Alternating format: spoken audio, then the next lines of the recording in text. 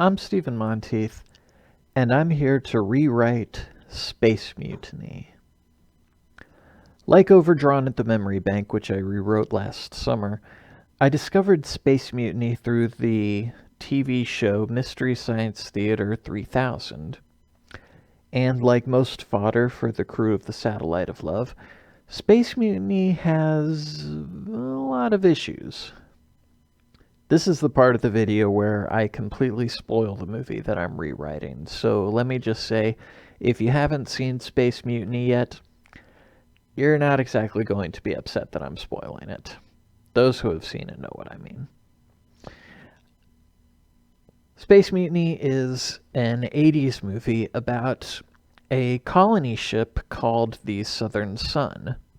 It's a spaceship. It travels at sublight speeds through the galaxy, looking for a new planet that its colonists can call home. The commander is Alex Jansen, a generally competent leader and even warrior who supposedly is well respected by the crew. The ship's captain, Scott Devers, and Jansen's daughter Leah are his closest companions. 13 generations of the colonists have called the ship home during its journey. And apparently, most of them are okay with staying on the ship rather than finishing their mission. But those who aren't happy are led by the flight master and chief enforcer Calgon, the villain of the movie who's behind the mutiny. Calgon is restless. He doesn't want to stay on a spaceship forever. He says at one point, "It was cruel fate to be born in space, but I have vowed we will not die here." It's not a bad line, I have to admit. But his motivations are tainted by his plan to recruit space pirates to help him take over the ship, and his promise to sell those pirates any crew members who don't join the mutiny as slaves. Also, when his people fail him, or when he takes someone prisoner, he either tosses them out of the airlock or he freezes them until he thinks he'll be able to use them in the future. Now, Calgon's plan is thwarted by David Ryder, the hero, a stereotype wrapped in a cliche. He's a fighter pilot, a combat specialist, and when Calgon is exposed as a mutineer, they give Ryder his job. In the Mystery Science Theater 3000 episode, David Ryder was given a host of cliche hero nicknames by Mike and the Bots, including such gems as Slab Bulkhead, Bolt Vanderhuge, Rip Steakface, Big McLargehuge, and Blast Hard Cheese. That running gag alone was so popular that it contributed to Riff Tracks doing a live riffing of the show with a whole new slate of nicknames. Well, David Ryder shuts down the mutiny. He gets the girl, and the movie ends on the biggest cliche of all. Calgon, whom we saw blow up in the climax of the movie, he appears at the very end, setting up a sequel that never took place. Seriously, 80s movies had more sequel hooks than the MCU did. Oh, and there was a subplot about Balerians, who I think are supposed to be space witches or something, but they really don't affect the plot at all. They were added to the movie after everything else was already finished, because the movie wasn't long enough on its own. I mean, it's a fairly straightforward plot. A mutiny happens, the mutiny is stopped. There aren't many places for the story to go. And that's the movie's biggest problem, I think. Even the space pirates subplot was just an excuse to use more Battlestar Galactica footage. Yeah, that's right. All the exterior shots are taken from the 1970s Battlestar Galactica series, which is why the outside of the ship looks so much cooler than the inside, which looks like an abandoned sewage plant. Okay, for this rewrite, I'm going to cut all the Balerian footage. Like I said, they're not important to the story at all. I'll bring them up at the end of the video. They'll be the sequel hook, but I'll get to that later. For now, though, how do I propose to flesh out the original story so that it would be a full-length movie without the Balerians or the pirates? Well, I'm going to start by filling in some character backstories. While Chief Engineer McPherson alludes to having crossed paths with David Ryder before, we know next to nothing about David Ryder, or about Calgon for that matter, or about Commander Jensen. The character with the most development is actually Leah, the commander's daughter. But even what we know about her is just full of holes. I mean, she's a doctor, but a doctor of what? Her father's the commander, but, you know, her mother is gone, absent. We don't even hear a word about her in the whole movie. Leah loves gardening and dancing, and that makes her literally the only character with any kind of hobbies on the whole ship. Actually, there is one other character who we see off duty, and that's Lieutenant Lamont. And like Calgon, she's shown dying and then returning to life. Though, at least in her case, we can assume that it was just an editing error. I'm not sure which is worse, an editing error or a cliche. Anyway, in my version of the movie, she and Calgon and others are actually do die and come back to life, all through the miracle of cloning. Yes, this is the part of the rewrite where I start getting clever and tell you about my new ideas for it.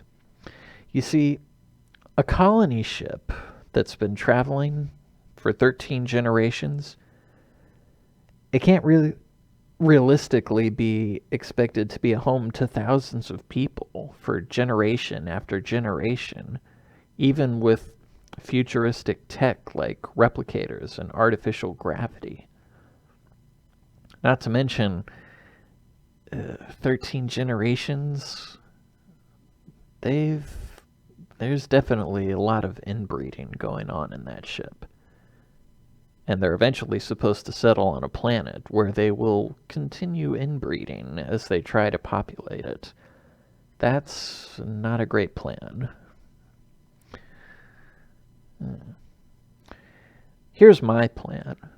One that has become more common in these types of sci-fi stories. Instead of just being a colony ship, the Southern Sun is a sleeper ship / seed ship. It has colonists, but the colonists are all in cryosleep. And there are many genetically diverse embryos stored on the ship as well, to ensure that inbreeding doesn't become an issue when they find a planet to inhabit. They also have a cloning facility on board, and it's the type of cloning facility that lets you transfer your knowledge into the new clone, so it won't lose a step in taking over for you if you die or whatever. Yes, this is why dead characters in the movie will return to life later on. and not just Calgon or Lieutenant Lamont. Remember how I said that we know next to nothing about Ryder? That's because in the movie, he just sort of shows up on the ship from somewhere. And aside from the chief engineer, no one on the ship seems to know anything about him. I mean, how is that even possible? How can another human being just show up on the Southern Sun after 13 generations? In my rewrite, Ryder himself is a clone. And not just any clone. He's a genetic experiment, engineered to be a perfect human specimen. In fact, he is the template for the new human colony, if one is ever formed. He's had all the supposed imperfections of humanity written out of his genetic code, and his memories include all the knowledge he would need to be a fighter pilot, an enforcer. You get the idea.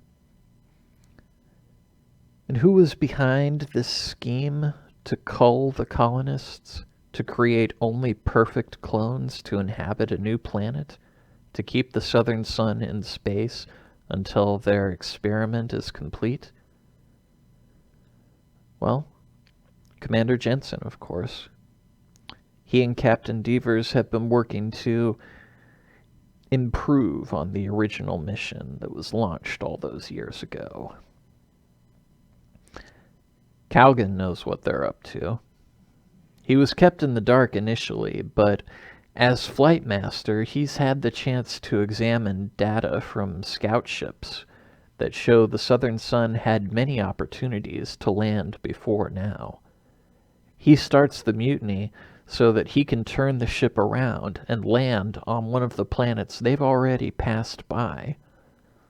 Over the course of the mutiny, he exposes Jansen's plans to Chief Engineer McPherson, to Jansen's daughter Leah, whom he has to kidnap to get her to listen to him, and eventually to Ryder himself when Ryder comes after him.